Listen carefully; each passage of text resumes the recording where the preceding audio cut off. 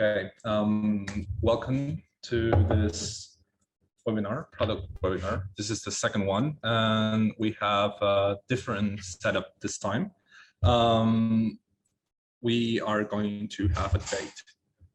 We're going to debate based on what this guys told me about myth, and also what you can check on the articles that we have been publishing this far. Basically, it will be debunking myths regarding like innovation misconceptions. Here on the table, I got this three awesome guys from product and Uplifting. My name is Josh. I'm a technical writer for Uplifting, sorry. And please, will you be so kind to introduce yourselves? Yeah, my name's Ross. I am product development here at Uplifting. I'm Roman. I also do product development and Uplifting, and my job or my main focus is to make products, successful. Thanks, Josh, for introduction of the webinar. My name is Martin, and I work at Uplifting as a managing partner and solution architect. And yeah, I help with product development from time to time. And in second half of my time, I'm trying to find some interesting job for a mobile team here in Uplifting. Cool. Let's get right into it. And what can you tell me about innovation misconceptions? There's plenty of them, as we learned over the years of working on products. And I think one of our main job as a product people is to teach or help our partners and clients understand and learn about product development and what things they ideally should do and which things are not the best if you want to do the product work right and if you want to be successful eventually.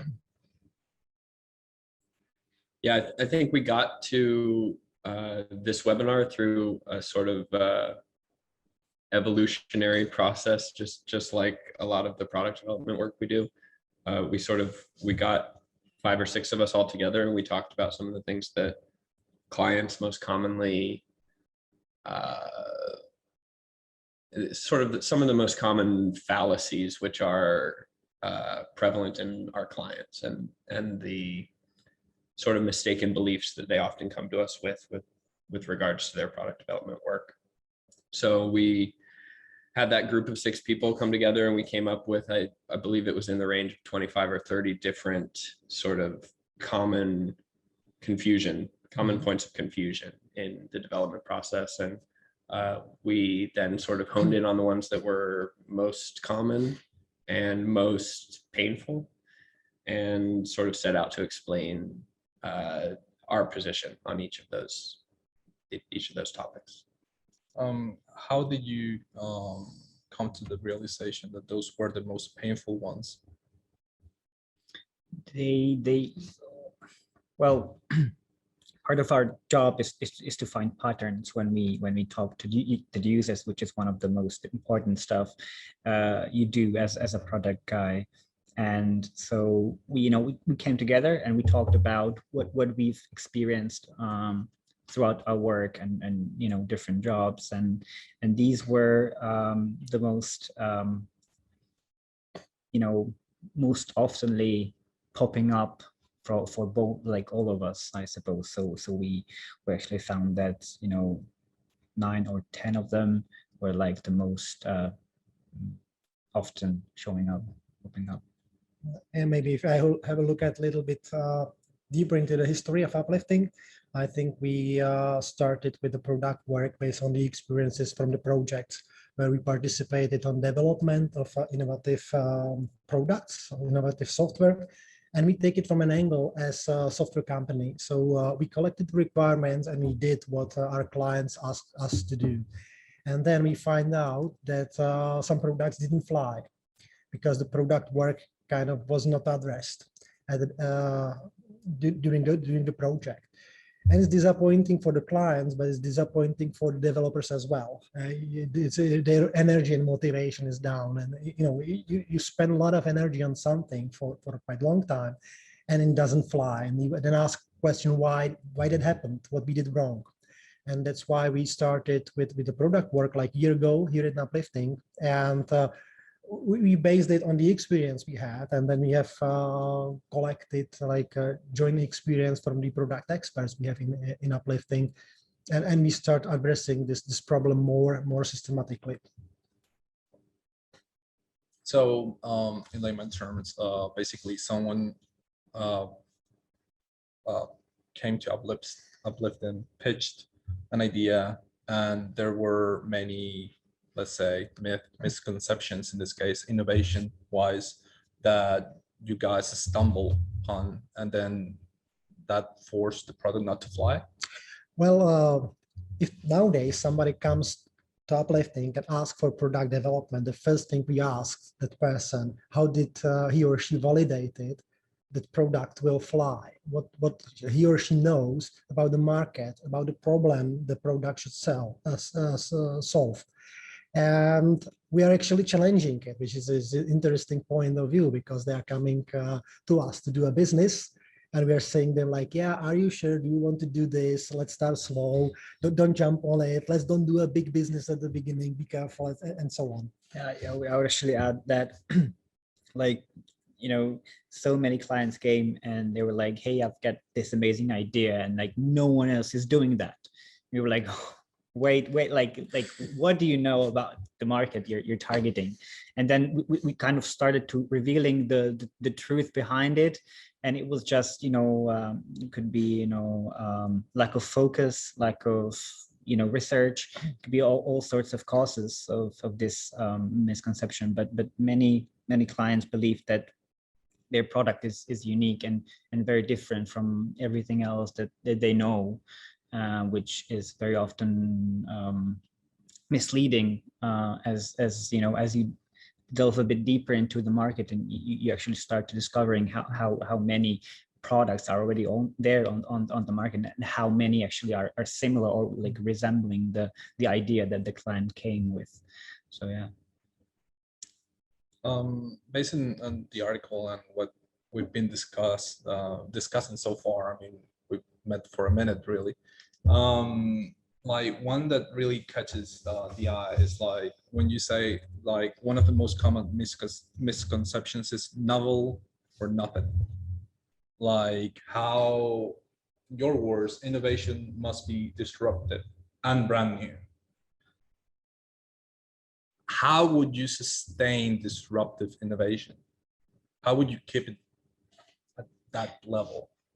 I suppose the argument that is you don't need to do that in the first place.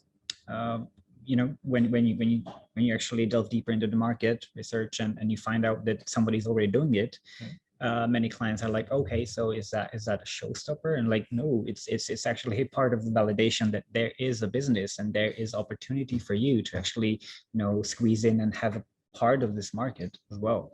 So I think the misconception is like you don't have to create something brand new, but you have to improve it, and it depends on the market whether it could be just like a like incremental improvement, or if it has to be more significant in order to be able to compete with the others. It depends on the market dynamic and how many competitors are there and how developed is the market and stuff, like many factors.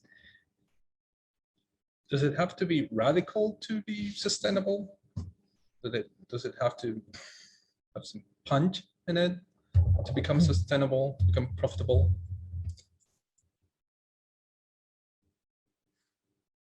It's an interesting question. I think to state clearly the myth that we're addressing here is really sort of in the definition of innovation. And when we talk about innovation, we are often met with some type of feedback where people feel that innovation is not innovation unless it's an entirely new invention that has never been conceived of before. What we want to share here is that innovation can be incremental. It can be small improvements bit by bit, and innovation is not necessarily reinventing the wheel.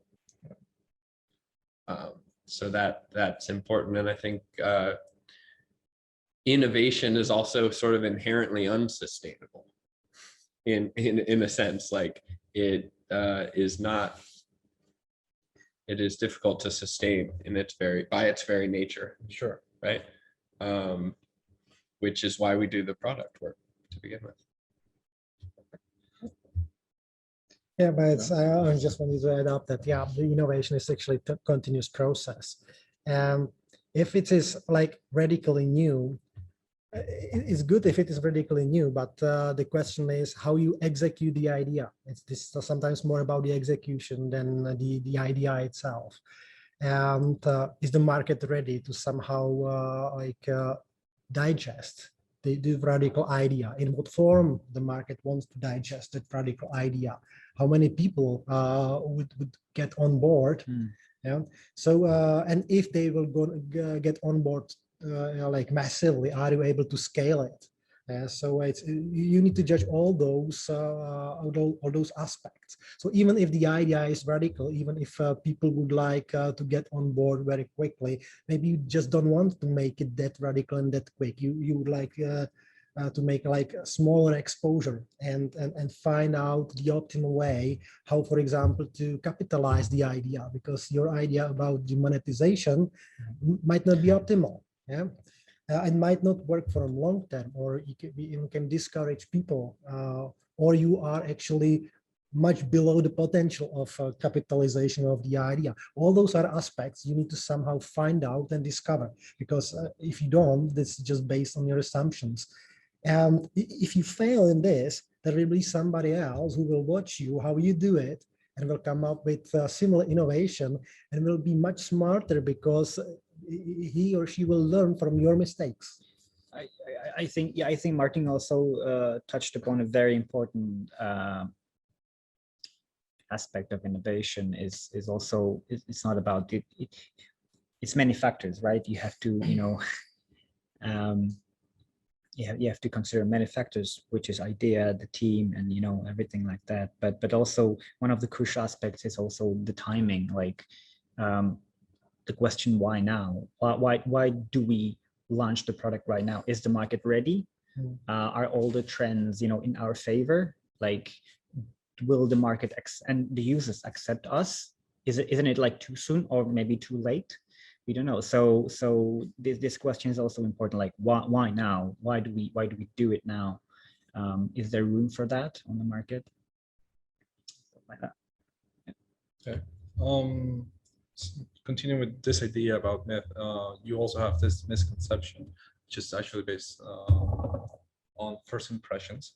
We're talking about how good this idea might be, how if the market will project it.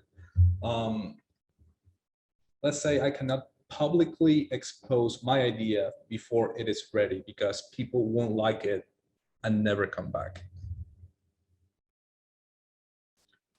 Let's say I have an idea like that, but I cannot publicly expose it because I'm afraid of people not liking it. Yeah, I think it is a lot more risky to develop that idea in an environment that is not exposed to the users. If you develop in a vacuum and you put months and months of work into something before you expose it to your users, then there's a high likelihood that you're going to have some major modifications you need to make to that system. Yeah. Also with sharing of your idea, it's also like opportunity to gather feedback, but also like establish partnerships and build bridges, and have some interesting conversations that you would otherwise didn't have. So I it's actually good to expose your idea to the audience as soon as you can to get in those interesting conversations that can actually push you a bit forward rather than back. In a way, if you are at the beginning, you are speaking to people whom we call early adapters, and they are fairly tolerant to things which are not, let's say, mature. Yeah? And if they find your idea interesting, but they don't like something, they will tell you. And they are experimenters, so it's not like they won't come back. They will if you improve. Yeah, it's different from early majority, because early majority, they are actually expecting fine product, and if you like overpromise your product and then they are disappointed, then you are risking your reputation. But if you are in a small scale and dealing with early majority, with early adapters, then it's a great sounding board for your ideas, and you can learn a lot from them. And those people, you either don't discourage them, or they are not that many. So still there is a huge market. If you fine tune your idea on the early adapters, then you can turn it to early majority, and this is where you will capitalize your idea. Equally, equally, I would say that the other aspect is like your users are like happy and flattered that you actually came to them and asking about what they think, or how, what are their pains, what are the problems. They're actually like happy that you actually have some interest in them and you actually want to help them in some respect. So from our experience, they always very keen and willing to help you out and to share a bit of their personal life and their pains and problems that they have on regular basis. So it's more a humble approach, like we do something, what do you think about it, as opposite to something, hey, we have a super duper product and this is this, and then you overcome it, and then it's a bit arrogant, right? And then people say, okay, they just they just don't deliver up to their promise. Going back to what you were saying about early adopters, does that mean that, for example, an early adopter is far more afraid to expose his idea and not be liked than I don't know, someone who is seasoned? Yeah, I think so. The early adopters are the people who will be standing in a row during the night for a new iPhone coming to the market. There will be tweeting about their first impression about the product, good or bad. They will be suggesting the improvements, and they will be really genuinely interested in the product. Yep. Yeah, I think. There are certain groups of early adapters. Those could be people that have very, very specific niche problem, and they're like very enthusiastic and like keen to solve that problem, and they would do whatever to have even a prototype at site. And for example, there is a group of early adapters that like the idea because it actually resonates with them, and the whole idea behind it is actually in some kind of alignment with their values, let's say. So those could be, you have idea that like resonates with their mindsets, for example, sustainability and stuff like that. So there are different types of early adopters. From what I've been reading online, because as you know, I know nothing about product development. This is not my area of expertise by no means. When you say, Ross, that design is only done at the beginning, what do you mean by that? Like that as again, this is right. This is the myth. I just want to be extra clear. Yeah, it's a myth. This is the misconception is that design is done at the beginning of a project, and often only at the beginning of a project. And that's really a lot of what this product development stuff is all about, is sort of bringing design back into every aspect of the development. And there are obviously some situations where design is done almost exclusively at the beginning of a project. Lots of large scale projects, for example, most of the design is done ahead of time. Rocket design, for example, rocket science is mostly done ahead of the building. But yeah, in something that is creating something new and serving a new market and a new product, it very rarely makes sense to try to specify your product before you've started developing.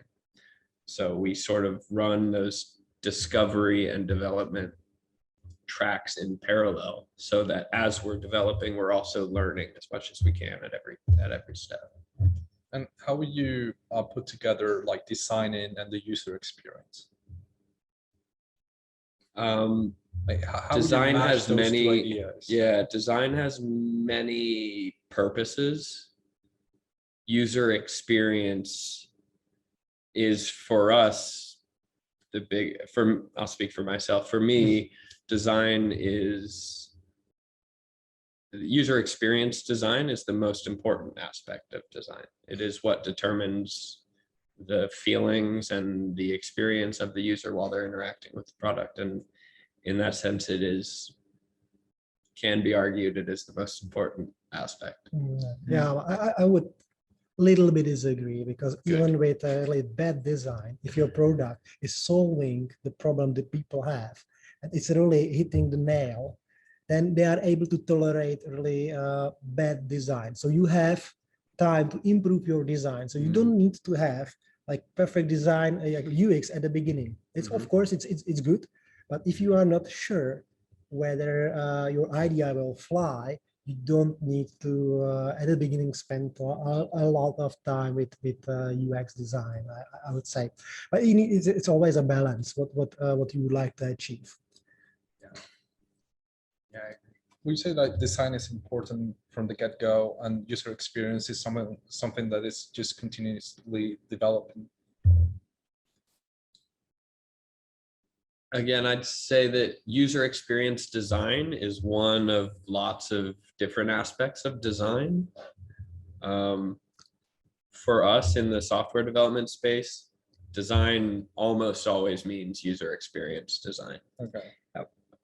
Because what you're designing is a magic window, a portal through which they're having an experience. Yeah. So I would also say that you know, UX is used, you know, in many ways, and you can also help you. It depends on what you actually want to test and validate. If it's the value that the product brings, and the lower the fidelity of the design, the better. And then if you actually want to test if the process is smooth, and if the people can imagine what will happen if they click on this, then it's better if you have, you know, higher fidelity design. Okay. Carry on. The next myth. From now on, I will just say myth. Okay. to avoid any misunderstanding Right, with the right. misconceptions. So what would you tell to someone that says like, hey, this idea is a gold mine, like keep it a secret? If someone tells you like, hey, this idea, like you have an idea, Ross, and like a few of them, but that's not this meeting. And I'm the one that is like, hey, keep it a secret, it's a gold mine. Yeah, I think there are lots of different ways to approach this. My perspective on this is that ideas are a dime a dozen, and execution is the only thing that makes an idea matter. Which is a fairly extreme stance, maybe, but I think it's true in most cases, in my experience. I always at the very early stage, I'm not so curious about the idea itself, but I'm curious about what it actually solves. What's the underlying issue that this idea should be, you know, addressing. So when someone comes and say, hey, I've got this incredible idea, don't tell anyone about it. I'm usually about, you know,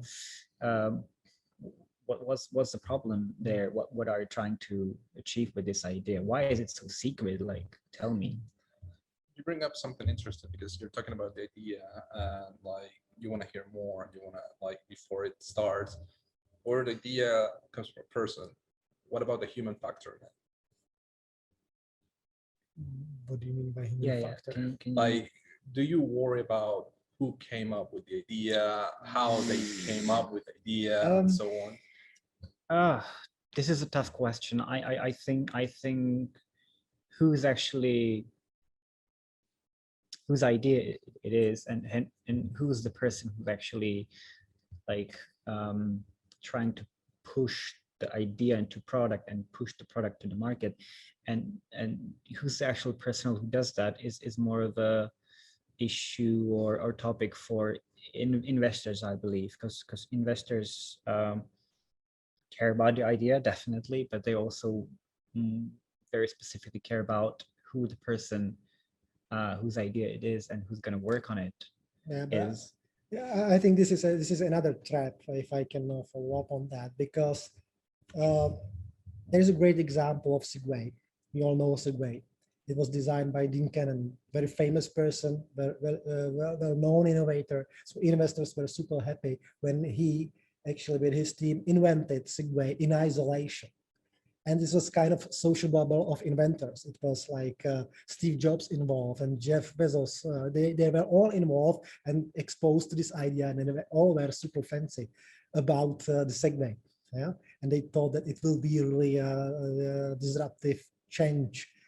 And we all know that it didn't happen actually. Yeah, because they kept it secret and in isolation, and it stayed kind of in a social bubble. They didn't expose the idea to the public. They exposed it when they were ready, but the market was not ready. The way they offer it was not fitting what the market was looking for. It was way too expensive, a little bit danger, and so on. Now we have the electric scooters, which are available. You pay it as you go, as you use it. You don't need to purchase it.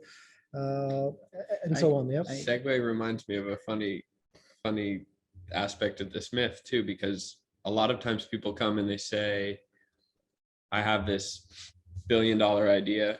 Nobody's in the space. This is the problem I'm solving. And then we say, okay, so how do users solve this problem right now? How is this problem solved now? They often don't know, which is a major red flag. You know, if someone's trying to solve a problem for any group of people and they don't know how that problem is currently being solved, that would tell me that they haven't really done very much looking into the situation at large. And Segway is an obvious example here. I mean, how do people normally walk? They walk? Oh, okay, they walk. Yeah, that makes sense. And actually, the proposition was they will be there faster. But after those so many injuries, the people used to say, yeah, better later than never. Right. Yeah, that's that Henry Ford faster horse thing again. Misconception myth, fifth one of today. Disruptors are people with a special gift of or creative genius. Now, I know that's a pretty bold statement. I must say, because I mean, like, I'm not into products. I watch movies, I see Steve Jobs, I read the news, I read books. So I always think that there is someone like super creative, super awesome with a huge IQ or whatever, or crazy enough with a crazy sick idea that will work somehow. So why is that a myth or a misconception in this case? Well, you've just explained why it's a myth or misconception in your life quite handily. So yeah. I think, or I've what learned, is the truth? Is the question we're asking. I've learned over the years that innovator could be anyone. It's not how do I put it? It's not something you're really born with. Some people are definitely more talented and seek opportunities in product and business more early on in their lives. But it's more, to be innovative and to do product development, it's a way of thinking that could be, learned. It's a combination of skills, and skills could be learned. So it's definitely something, being innovator and being businessman or entrepreneur is not a private, club that no one, like only the gifted ones could enter. That's not true. You can learn techniques, processes, methods that can help you to actually achieve the same level or similar level of success as those innovators that we hear all around the world, like Elon Musk and Steve Jobs and others. The ones that made you come up with that myth, really, right? I mean, it's this pop culture sort of like iconization. What's the word there? Idolizing, right? Where we idolize them in some way, but it does affect the market, though. I think that it's important to Elon Musk tweets, the market. Sure, but that doesn't mean he's a creative genius. Yeah, sure. Right. Okay. I think it's important to, if you learn a little bit about the way some inventions have come about, some pretty major inventions, Velcro, for example. A lot of these things happen by just like sort of right place, right time, sort of like someone being open to observing something interesting. It's not as if people are like synthesizing these things from nothing. It's like they're experiencing life. They're walking through a field and some plant stuff gets stuck to their leg, and they realize that they could create a plastic version of that holds old people's shoes together. And that's great. And we also see examples in real life. Like before the webinar, we talked with Martin about Eric Reese, who actually wrote the book Lean Startup. And he worked for this company IMVU. And he's actually one of those people who were trying to do the product and failed miserably, just to find out that with certain methodology, he can actually succeed and be, tremendously successful in his business. So we actually came up with this methodology, Lean Startup, and through that he actually he managed to succeed and to build very successful products. So that's one of the example of someone who did it badly, who really failed miserably, but eventually learned how to be a great innovator through process, through methodology, and through careful steps that if he followed, he will succeed. Yeah, I just wanted to add up on that it's more about the execution than the idea itself, because many people have many ideas, and to be honest, a lot of those ideas could fly, but those people would never ever following up on them. Only those who are able to follow up, they are curious enough, can surround themselves with the right people, can ask right questions and reflect them, can move them forward and actually execute it to something which is very successful. So and the execution is a technique you can learn. So that's the message, I think. Okay, thank you for educating me on that one, especially you, Russ. Before we before we enter the next segment, which will be, well, again, debunking, but this time for myth and about scoping and MVP. Before that, what is MVP? Because I mean, in America, it's most valuable player. Now, It's true. I mean, I watched the NBA, I see Steph Curry, and I'm like, okay, so he's the MVP. Even LeBron said so. So what is what is MVP? New product. It's a minimum viable product, and I call it a prototype on steroids. It's a product that first of all helps you to learn with real life customers, real life users, but also shows you what features you should prioritize in terms of the value of your users. And the product itself is composed of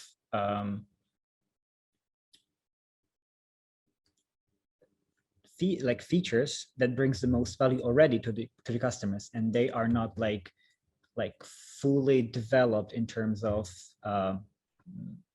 proficiency is not the word, but they don't have to be perfect. Those features doesn't have to be fully developed. They don't have to be perfect. They just have to do the job for the customer. And it's basically to come back to close a circle. It's a tool for product people to actually learn more about the market, about the users, if the product is actually getting some traction and which way to go next. Actually, it's not like one version of a minimum viable product. It's another misconception. People think, okay, let's define a minimum viable product, and they open the discussion, what is in and what is out, and they are kind of shaping it so they can estimate it and say, okay, in 5 months we will have MVP and it will cost that much. It's kind of wrong way of thinking.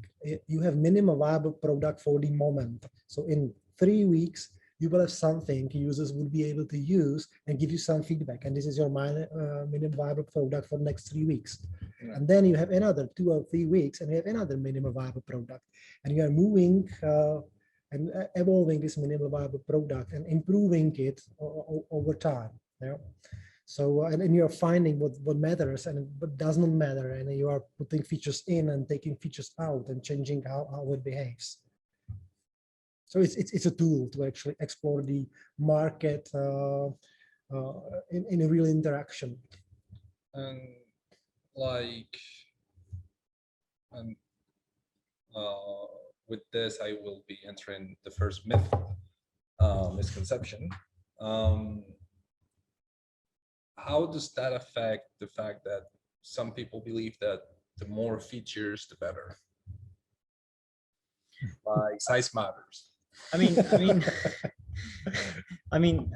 at the first sight, the logic is not wrong, right? Like the much more complex you get, the more audience you can actually target or, you know, accommodate, let's say. So the logic behind it is not, it's intuitive, right? Mm-hmm. Like the more complex the product, the better for me, because I can attract more audience and get more, you know, more money back and then develop it even further. But it's wrong in a way that you really, when we actually see that the customer, like the client wants so many features, it indicates that he didn't actually know what problem is he solving, because he's trying to catch too many rabbits at one time. Mm-hmm. And it simply doesn't work. It divides the focus, and it's always better to start with small stuff and then grow steadily. Actually, there's another perspective. It really depends where you are in the development and what kind of product you are doing, because you can categorize the features, for example, by a Kano methodology. You might have like this must-have features, performance features, and delighters. And if this is brand new product and there's nothing like that in the market, you just don't know which are the must-have, which are the performance, and which are the delighters. Actually, all of them could be all of them. Yeah? If you are on a market and there are similar products, then you already know that some features are must-have and you need to fulfill them. Otherwise, market won't accept the product. And it's a trap, because you might think you know, and your innovation might be that you change the rules actually. So you withdraw some must-have features, and actually it's a value. Eh? So like imagine an iPhone without the earplug or something like that. You just withdraw the must-have feature, and nobody cries actually. So it's always difficult, and you need to always somehow experiment. Yeah. So in a way, it makes sense. The more features, for example, more must-have features should be there. Performance features, more you have, actually, the more value you are theoretically adding.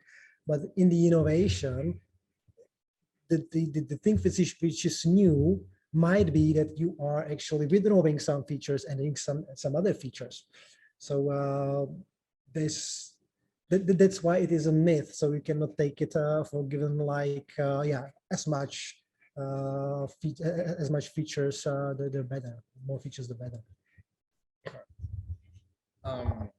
that kind of, I mean, it brings me to, your second myth related to this, which is like postponing decisions creates waste. Now, I don't know what you mean by waste because I'm not a product guy, as you know, again, thank you. So what does that statement? Can I postpone the decision to answer this question and be aware of our time here and ask that maybe we can see if we have any questions from the audience. We've got about 10 minutes left, I believe. I mean, everyone's 15. Rocks. No questions? no questions. Okay, so we'll postpone that decision as well. So okay, And then we'll talk about this myth. anything else you want to postpone before? Nope, good now. Okay, cool. So this is one that sort of people get angry about this. This is a point of contention. There are times where certain projects hit blockers at especially software projects. There's lots of times when you can hit a blocker, and continuing to put your head down and trying to push the brick wall that's in front of you is often not a good solution.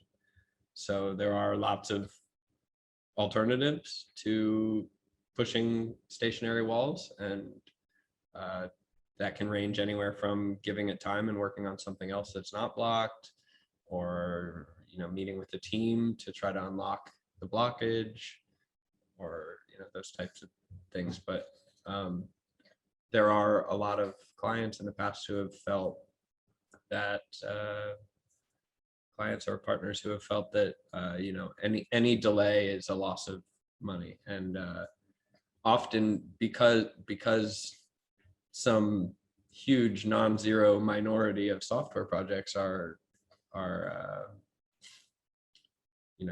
falling on deaf ears. Yeah. It makes a lot of sense in those situations to take a beat and reevaluate the options. I have actually a question here, and it gives me an idea as well for a question of my own. Dimitri says, I'm still afraid that you guys steal my idea. Would postponing an idea would be like that? Like, I'm afraid that you would steal, that someone, I don't know, a random person on the street would steal my idea? Well, yeah, it can happen, but stealing the idea means to come up with brilliant execution and really bring the idea in a market. So it's a competition of the execution. It's not the competition of the ideas. Actually, politics is competition of ideas. And you can talk about politics forever and compete with ideas. But here we are talking about business, and business, the competition of the execution. Nobody can steal you the execution. Nobody can steal you your team, your actually the attitude to follow up on idea.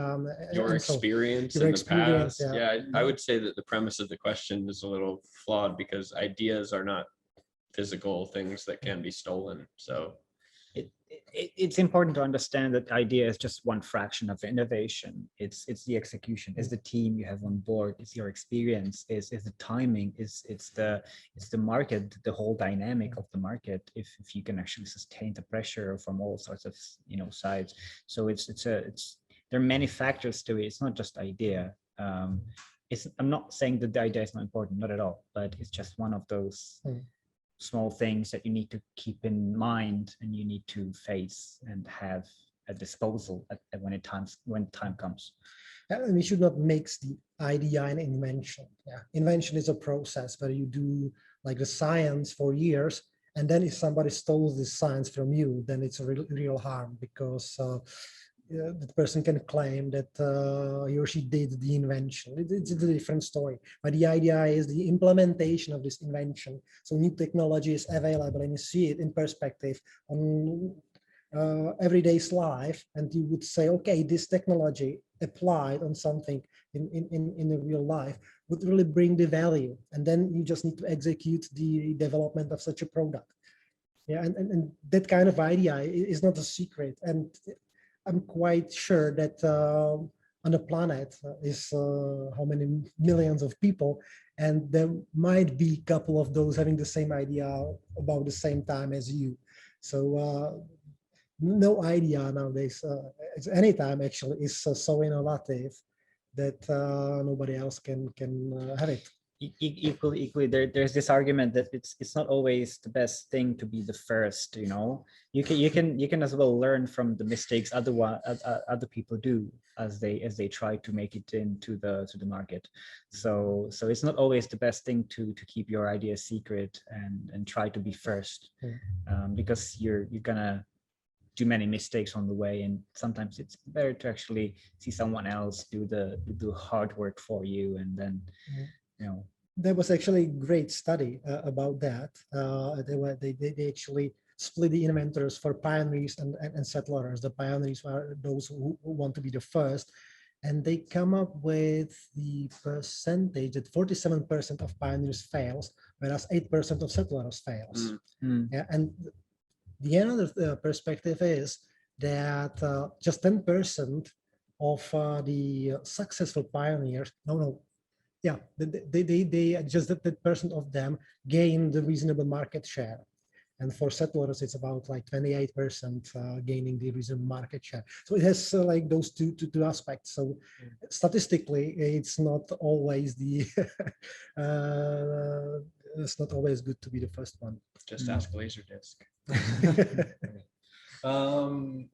Dimitri thanks you guys for your thoughts, and he's asking if you have any thoughts on how a non-technical person like him can build a technical team.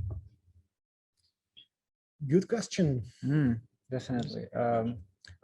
If I may, then you would need someone who is technical to accompany you and give you that perspective. So usually in a startup, there is like somebody with a vision, and that person needs like somebody who is a CTO in the organization and gives this technical perspective, and that person can help to build the team, to find correct people from the technical area. And of course, the team is not just a technical people. This is like marketing and product people. So maybe some of the competences are with the guy who has a vision, like with Dimitri, and some other need to be like onboarded. Yeah, I would like to build on that. I think as a founder, you don't have to be the best in all the aspects. You have to be really good at choosing the right people in your team. And you have to be aware of your limits and lack of skill in certain areas, and choose the right people that can actually fill this blind spots and can help you to create a really good team that actually can achieve great things. I would only add that we can help. Yes. I mean, Yes. you can always come uplifting. Yeah. I mean, Russ is going to help you. No problem. Right. Misconception 3 about MVP and scoping. More research equals better. Now, bear with me, guys. I've been researching my entire life. I'm a college brat. I went through the PhD thing. Did the entire thing. So research before you publish or actually do anything, or even utter a word. Now, why is this a misconception? Like, more research equals better. Simply, you can keep researching forever because there's always a question you can try to research. It's one thing, and the other thing is that especially in a product world where you need to deal with the clients, with the users, the research sometimes does not give you the answers, because how you can research, you ask them the questions. Even if you are asking right questions, their answers are not the commitment they will use or buy your product. You need to expose your product to the real world and see the people buying it. This is the ultimate answer to your question whether you have a right product. By the way, you can call this research as well. but but yeah, and that's what I was going to say too. I mean, that I would pull it back to MVP a little bit here and say that, you know, as Martin said, MVP is not a thing. It is sort of a process. It's an ongoing developing thing. And it is the minimum viable product because it's the smallest, simplest thing you can build that helps you learn. But you have to build it. You have to build something. I mean, even if it's just a piece of paper and some chicken scratch writing on it, you've built something, right? So you have to stop the research long enough to build something which will allow you to learn from your users, I would say. Is quality over quantity overrated, underrated? Does it matter? I would say it does matter. You should pick these methods carefully on based on where you're at in the process. I think it, at least in my case, it makes more sense to use qualitative research early on in the phase. So it's either if it's observation, if it's interviews, focus groups. For me, the most important thing is to get to know your users, get to understand why they behave the way they do, what problems they have, what causes the problem, why they happen in this specific situation and this specific environment to this specific people. So for me, with quantity, you can't learn those things. Right. So the first, when I start on the project, I usually go with the quality. Personally. And don't you think that if you keep researching, I mean, you said like, yeah, I mean, you can keep researching. Yeah, sure you can, but it will consume something. If it isn't money, if it isn't resources, it's time, which is as valuable. When you want to, I don't know, introduce a product, that's what you're teaching me guys right now. So are you afraid of losing any of those, or really it's just like, it really doesn't matter because you can pull through it?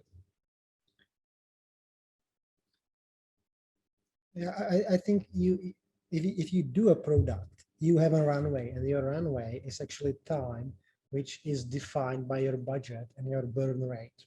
Right. Yeah. And if you do the research, it should be part of your runway, of your budget, and you cannot burn everything for research because you won't take off.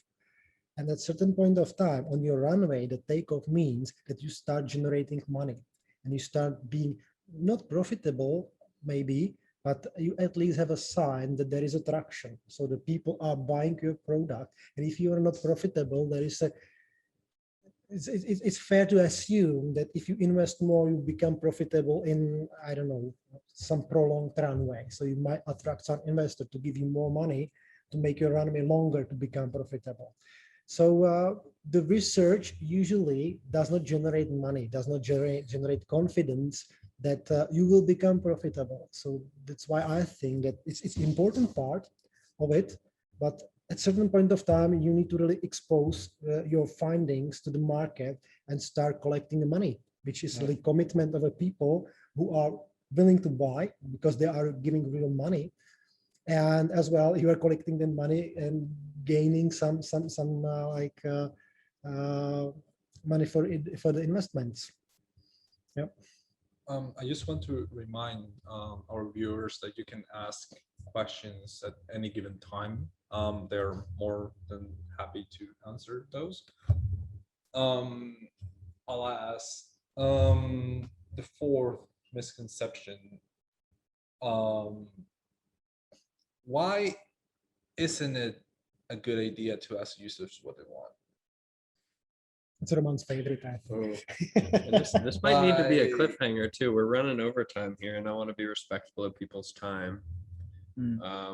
We're only booked for another 30 seconds or so. So this might, and this is quite the can of worms we could open up here too. Maybe you have some input you want to. just Vuchtrl thanking us for webinar. Awesome, and also they he wants to check our pricing strategy. Okay. Thanks, thanks Dimitri for asking for for pricing strategy, and I think we can have a call after the webinar to explain. Sure. So let's just not open the can of worms. But if you could answer with just one sentence. That's hard. Um, That's a real challenge. Yeah, that's why I tried to delay this one.